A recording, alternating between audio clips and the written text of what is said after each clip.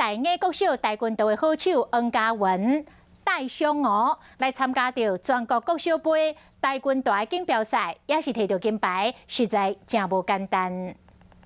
伫教室带学弟妹练习基本动作，伊是台艺国小的黄家文，练跆拳道已经有3年，技术真高，就算受伤嘛无放弃比赛机会。那后来比赛的时候呢，我们也尽量就是说在保护他的那个受伤的地方的时候呢，把他平常的打法呢做了一下的改变。